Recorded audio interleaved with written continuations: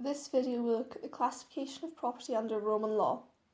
Gaius and Justinian both agreed that things could be either held to be within Roman patrimony or not.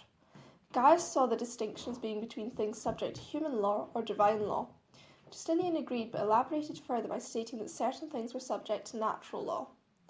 The law of nature consisted of things common to all, air, water, and the sea. Justinian elaborated on this, saying that the sea extended to the seashore, which could not be owned, and so anyone could build a shack there or dry their nets. The law was slightly different for riverbanks, as they could be owned by someone, however, anyone still had the right to use them. Certain property in cities were owned in common by the whole city.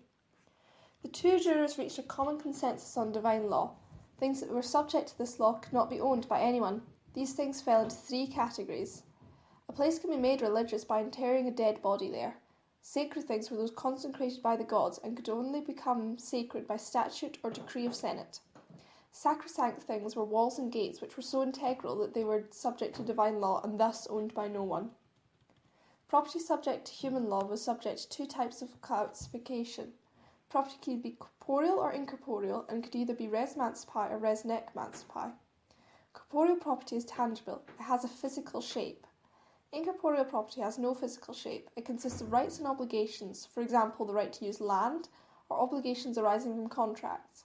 Property which was considered of special importance to the Romans required a formal method of conveyance using witnesses, copper, and scales.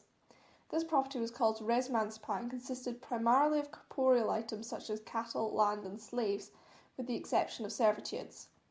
Res nec mancipi consisted of all other property and all property not on Italian soil.